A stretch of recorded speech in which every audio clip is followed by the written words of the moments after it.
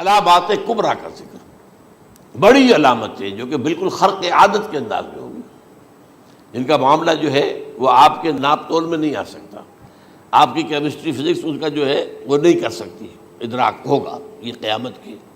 ان میں نمبر ایک کیا ہے؟ ایک بہت بڑا دھواں آئے گا، پوری دنیا کو لپیٹے گا۔ نمبر دو، دجال کا ظہور ہوگا، جو اپنی خدائی کا دعویٰ لے کر آئے گا اور بنوائے گا۔ اس کے ہاتھ میں ہو جائیں گے، قبضے میں ہو جائیں گے سارے ذرائع پیداوار کے۔ اس کی طرف بھی پہلا قدم اٹھ چکا ہو، ٹرپس کے نام سے معاہدہ ہو چکا ہے۔ کوئی ملک اپنا بیج پیدا نہیں کر سکتا ہو، یہ بیج ہم نے ڈیولپ کیے ہیں۔ ان کے ڈیولپمنٹ سے پہلے تم ایک ایکڑ سے کتنی گندم لیتے تھے، آج کتنی لے رہے ہو؟ کس بنا پر؟ جینیٹکس کا جو کام ہم نے کیا ہے اس کی بنا پر ہو رہا۔ ہاں تو ہمارا حق ہے، اس کی رائلٹی ہمارے پاس آنی چاہیے۔ لہذا صرف ان اداروں سے، ملٹی نیشنل سے خریدا جائے گا بیج، اور بیج بھی وہ دیں گے وہ کہ جس سے جو فصل اگے گی وہ بیج نہیں لا سکتی، وہ بیج کا کام نہیں کر سکتی۔ جیسے آپ کو معلوم ہے کہ آپ کے ہاں جو گوشت کھایا جاتا ہے مرغے کا، تو مرغا وہ جو ہے اس میں مرغا ہو یا مرغی ہو، اس کے اندر کوئی وہ کیفیت ہی نہیں ہے۔ ان کے انڈے جو ہے ان سے آپ بچے حاصل نہیں کر سکتے، ہے تو انڈا، دیکھنے کو تو انڈا ہے، لیکن وہ بنڈا جو ہے اس سے بچہ تو نہیں حاصل کر سکتے۔ ایسے ہی وہ گندم کا بیج دیں گے، نظر آئے گی گندم، لیکن اس کے اندر وہ صلاحیت نہیں ہے کہ اس سے جو فصل اگے گی اس کا نتیجہ جو ہے وہ بھی آپ لے سکیں۔ یہ ہونا ہے، اللہ جانے، قدم اٹھ رہے ہیں ادھر۔ پھر یہ ہے کہ دابۃ الارض، زمین سے ایک حیوان نمودار ہوگا، زمین شق ہوگی۔ ابھی میں کہہ رہا ہوں خرق عادت ہے، یہ چیزیں وہ نہیں ہیں جو ہماری کسی حساب کتاب میں جو باتیں پہلے آئی ہیں وہ تو حساب کتاب میں آ رہی ہیں، ساری سمجھ میں آ رہی ہیں، ساری چیزیں مشاہدہ ان کا ہو رہا ہے۔ لیکن یہ ہے کہ دابۃ الارض، یہ کہتے ہیں کہ کوہ صفا، اس میں تو نہیں ہے حدیث میں، کوہ صفا پھٹے گا اور اس میں سے ایک حیوان دابہ وہ ظاہر ہوگا، تو اسی لیے فرمایا ہے وَإِذَا وَقَعَ الْقَوْلُ عَلَيْهِمْ أَخْرَجْنَا لَهُمْ دَابَّةً مِّنَ الْأَرْضِ تُكَلِّمُهُمْ، تو ہم اندر سے پیٹ کے چیر کر زمین کے پیٹ کو ایک حیوان کو برآمد کریں گے جو انسانوں سے بات کرے گا، گفتگو کرے گا۔ نمبر 4، طلوع الشمس من المغرب، یہ بھی خرق عادت، سورج تو طلوع ہوتا ہے مشرق سے، غروب ہوتا ہے مغرب میں، لیکن اس وقت معاملہ الٹا ہو جائے، یعنی جو کائنات کے اندر جو گڑبڑ ہوگی کچھ سمجھ میں بات آتی ہے کہ یہ معاملہ جو ہے یہ تو اس پورے سولر سسٹم کو اگر بدل دیتے ہیں تو مشرق مغرب ہو جانا، مغرب مشرق ہو جانا، یہ بالکل سمجھ میں آنے والی بات ہے۔ اس کے بعد ہے عیسیٰ ابن مریم کا نزول، جس کے بارے میں آج میں نے گفتگو کی ہے تفصیل سے۔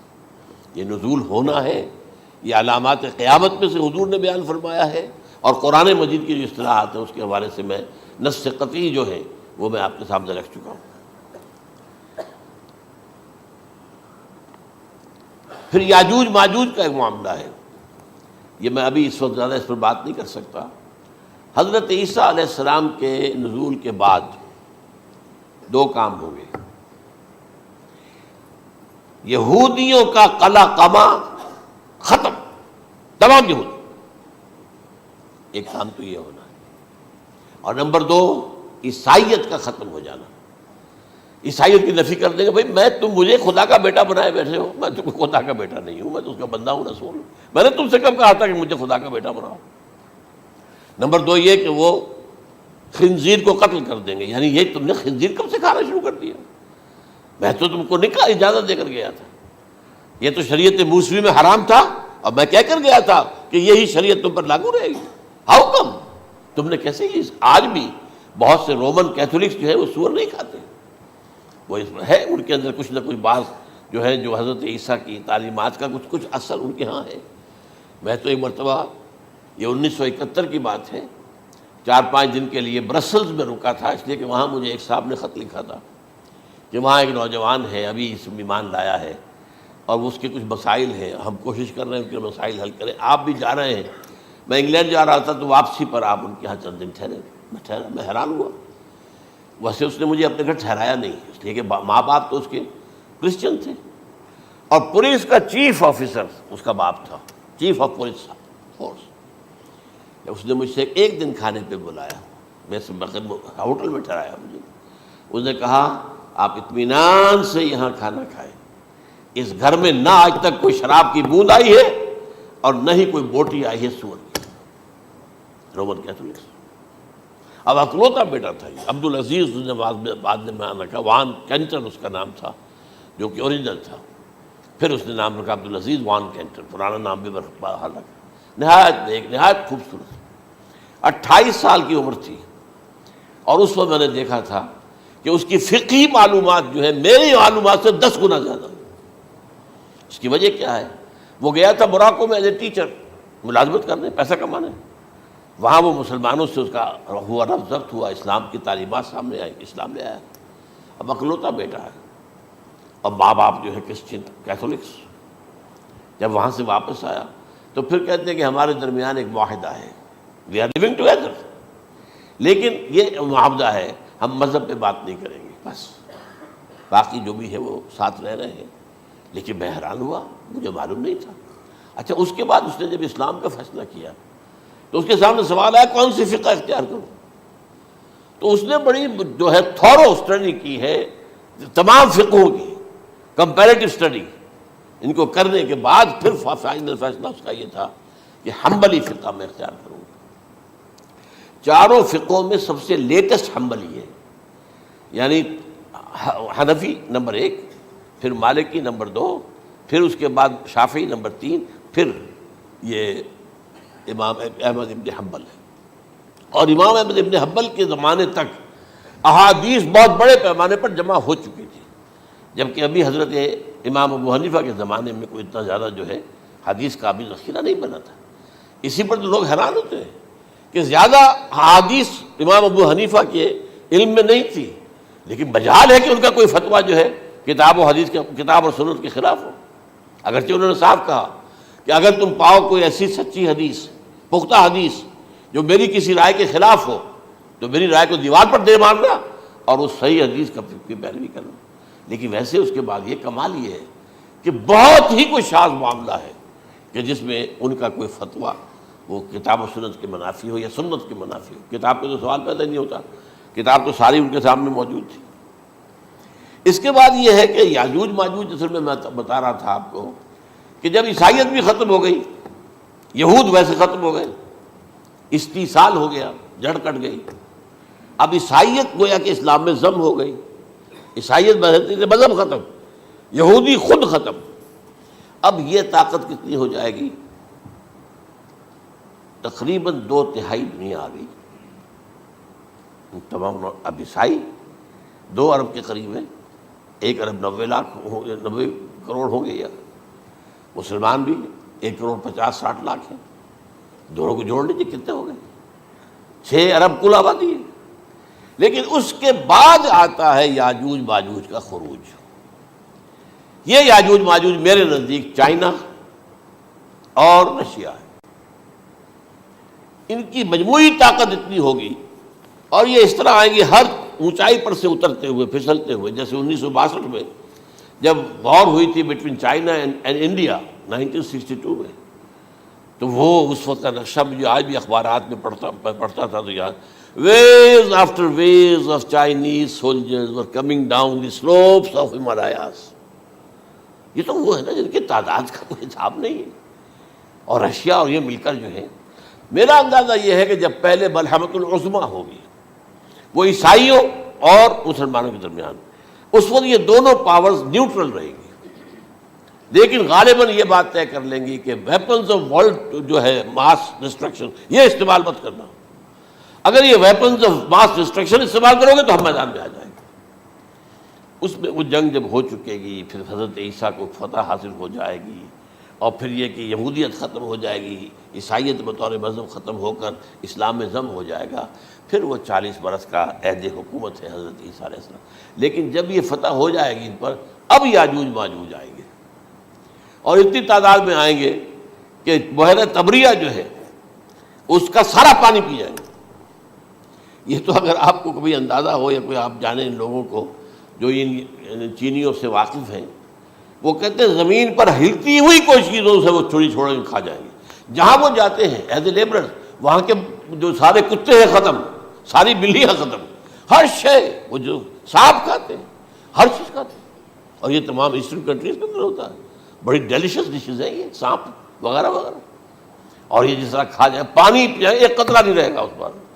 تو پھر جو ہے اللہ تعالیٰ اس وقت جو ہے اس میں ایک ایسی بیماری پیدا کرے گا کہ یہ سب مر جائے. یہ معجزے سے ہوگا. یعنی ان کے اوپر فتح جو ہے وہ عام لڑائی کے ذریعے سے نہیں ہوگی، بلکہ اس کے اوپر فتح جو ہوگی وہ اللہ تعالیٰ سے بوجھ. ایک بیماری پیدا ہوگی، سب مر جائے گا. اور اس کے بعد اللہ تعالیٰ ایسے پرندے بھیجے گا بڑی لمبی لمبی گردنوں والے، وہ ان سب کو کھا جائیں گے. جیسے ہمارے ہاں گدھ ہوتے ہیں، وہ ان کو صاف کر دیں گے. ورنہ تو یہ ہے کہ پوری دنیا کے اندر جو بدبو اور جو پیدا ہوتا معاملہ اس سے، تو اس نوع انسانی کی بقا ممکن نہیں تھی.